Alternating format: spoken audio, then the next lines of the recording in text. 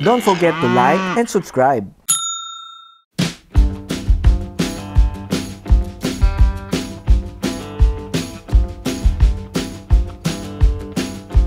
Siyempre, makikilala natin ngayon ang isa sa makisig na admin, ang ating pinakapunong abala sa pag-organize ng event na, ano po sir ang event natin ngayon? Mayabong Agri-Trade Fair. Ayan, bakit po mayabong ang ating pinangalan? Ang meaning noon malago, maunlad. Kasi sa totoo lang, yung konsepto nitong mayabong, sana ito yung mayabong festival. Dahil sa maikling preparation, ginawa naming mayabong Agri-Trade Fair at ang layunin nito para po maboost natin ang moral ng aming mga magsasaka.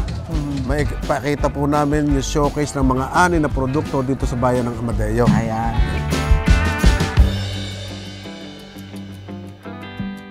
So, isa sa mga booth, siyempre, papakilala muna natin si Ma'am Marlene. Ma'am Marlene and ang kanyang daughter, Mariel. Mariel. Ayan, ang kanilang produkto ay Atsara. So, paano naman po nila ito mabibili? Pwede na ba ito sa Lazada, sa Shopee? Actually po, sa ano pa lang po, sa FB page Sa po FB namin. page, meron. Meron Ayan. po kaming G-Gems Atsara sa Facebook po. Ayan. And may Instagram account din po kami. Ayan, so makikita niyo po, nagpa-flash G-Gems Atsara. Titikman po natin to ngayon. Meron daw silang pre-taste. Ayan. Pork chop. Kami. Tamang-tama yung asim. Saka yung tamis, yun yung paborito ko. Yun. Tayo mga Pilipino, may hilig sa tamis, asim. Apo. Kaya parang kilikili. Ayan, maraming salamat po. Punta na lang po kayo sa description. At pina-flash na po namin ngayon yung kanilang number at yung kanilang FB page. So, thank you so much po. Thank you, sir. Thank you. Akin na to. Opo, Takas opo, na ako. okay po, opo.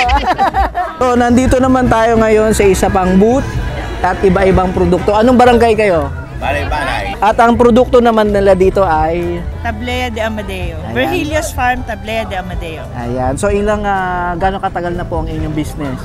Ito po ay matagal na pero hindi pa siya online. Natikman ko na po kanina ang kanilang tablea. Napakasarap.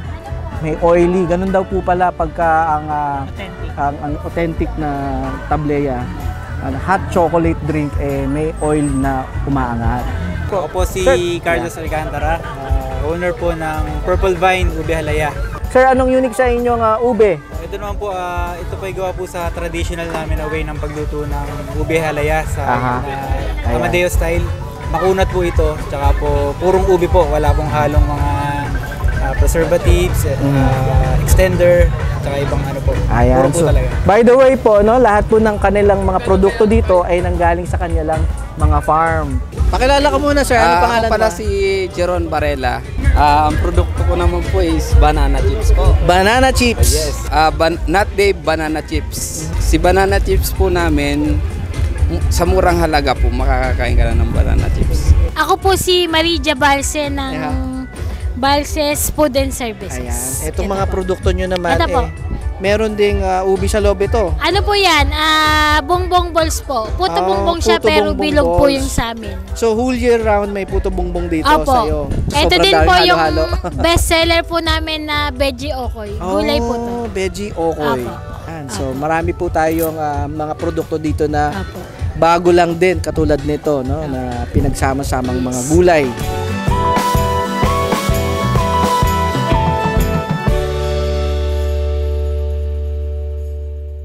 So by the way, bago natin napakilala itong kanilang produkto, si Tita ay Ako po ay pinsan ng may-ari ng Integrated Ano Farm. po pangalan niyo? Bernardita Atienza po. Ako preschool teacher po. ayan, isa pong preschool teacher na farmer na rin. Apo. Ito ba pwede pang salad? Pwede din po. Hugasan lang po. Opo, Hugasan opo, lang. opo, Ito na hugasan hugasan na to. Hindi ko po alam doon sa dinala. Pwede Pero naman po try. kakagatin. Opo, yan. Sige, try nyo.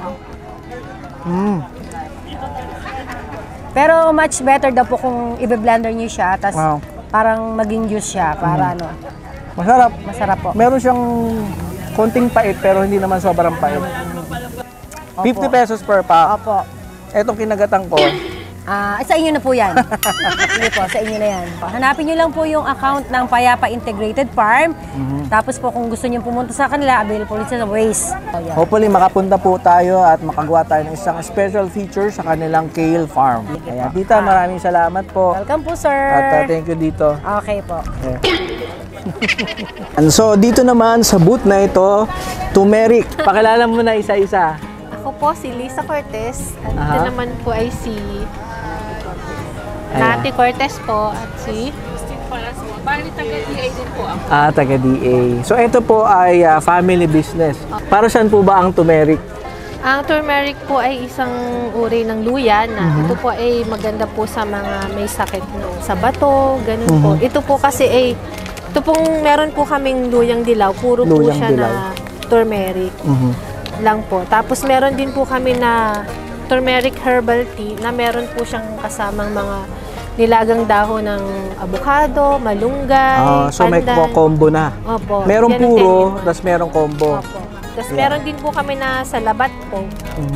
Sa labat na ginger tea po. Ayan, para sa Naglalagay lang po minamalat. ng hot Lat- water lang po ang lalagay nyo dito. okay. Tapos, Yan, so ilang years na po ang inyong business? bali since 2015 po kami ay gumagawa na. Pero siya po ang talagang Introduce. Opo.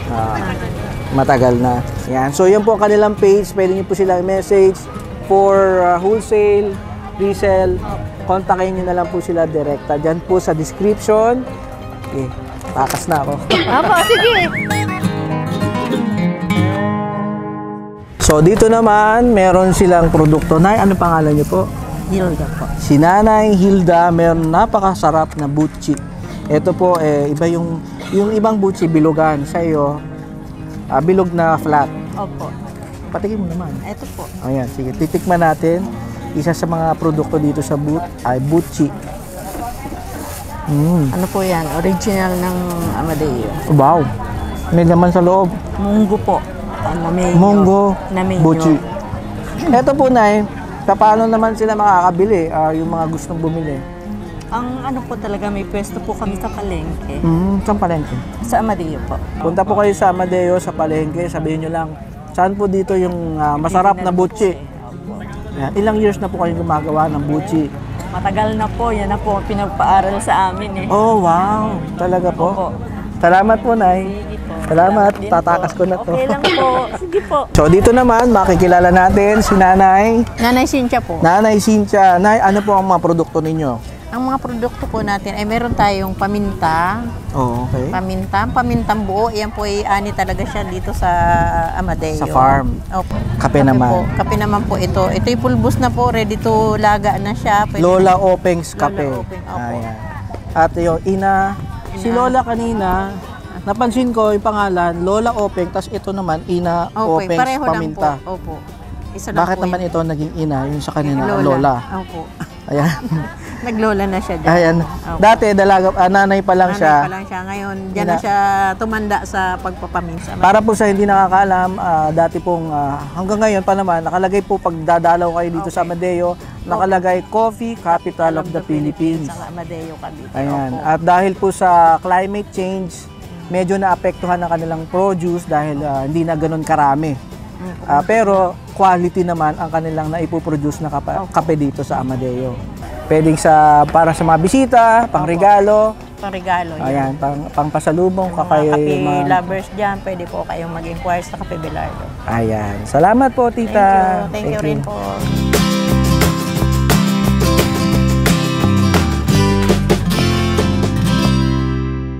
Yeah, so papakilala muna natin si Edward po. si Kuya Edward and si May Ate po. Ate May, si Ma'am May. Ma'am May, gaano na ba katagal ang Kape Amadeo? Ang Kape Amadeo Development Cooperative po ay nagsimula po noong 2002 po. Bali po, 2002. kami po ay cooperative, nagsimula po kami sa 12 members po. So Wow. ngayon po nasa 400 members na po kami. Wow, ang galing ng Opo. success ng Opo. story. Tapos no? po yung amin pong main product is yung pong Pahimis Blend. Siya po ang house blend po ng Kape Amadeo na composed po siya ng 4 na variety po ng coffee. Oh, yung wow. pong Robusta, Liberica, Excelsa at Arabica po. Arabica. Yun po. Ayun. Yan sir, try niyo po. Ayan. Ito ang totoong kape dito Yan po sa ang Amadeo. aming Pahimis blend po. Ayan. Tama-tama lang yung sugar na nilagay mo. Opo. Abangan niyo po yung episode namin. Hopefully, yung story ng isang success ng kooperatiba. Opo. Kung naghahanap pa kayo ng supplier, nandito po sa Amadeo, Amadeo's Cafe. At syempre, may makisig kayo na nito napakatahimik. Yan po. Ha? Hindi ka naman sobra sa kape, sir. Parang nanginginig ka na. Ay, joke lang. So, papakilala natin si Ma'am. Celsa Honrada, Municipal Agricultural Officer po, ng Ayan. Amadeo po. Ayan. Isa po siya sa talagang dahilan nagkaroon ng ganitong isang trade fair. Opo. Ayan. So, Ma'am, explain nyo na, Ma'am, kung ano po bang ang meron ngayong event natin. Bali po sir, ito pong Mayabong Agri-Trade Fair.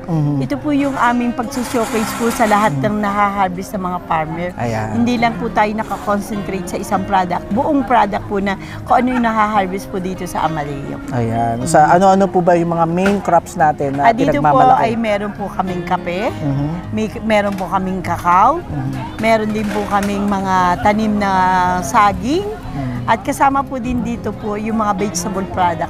Kailangan po natin maging yung kinakain ni healthy at talagang hindi na tayo gagamit po ng mga synthetic. Apo. At nandiyan po yung aming pagtuturo po namin kung paano po gumawa ng mga organic fertilizer Ayan. para mga farmer Speaking of pagtuturo, meron daw po kayong livelihood programs. Ano-ano po yung mga itinuturo Bali dito? po, bukas po, magkakaroon kami ng hydroponics po, seminar. Hindi lang po sa mga farmers, pati po sa mga school po. Ayan. Ibinabalik na natin sa mga kabataan ang farming. Opo, sir. Kasi po Opo. marami nang takot sa lupa.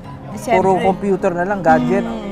Pero dito po, katulong po namin ang DepEd. Talaga ipinamumulat po namin sa mga kabataan kung ano po yung kahalaga ng agriculture po. Ayan. Kung ano mga processing food po. Ayan. So, importante, no, from farm to processing. So, karamihan yung ating mga farmers, tanim ng tanim. Opo. Hindi naman alam kung saan ibebenta. Ahoy. Maraming salamat po. Thank you, Rico. At nawa po ay magtuloy-tuloy po ang inyong event. I'm sure every year na po itong gaganapin. Next year po, sana maging ganito rin huli itong aming programa po. Ayan. Maraming salamat po sa pag-iimbita nyo sa akin. Thank you rin, Sir. Thank you po. so Thank much you po, so ma'am. much po.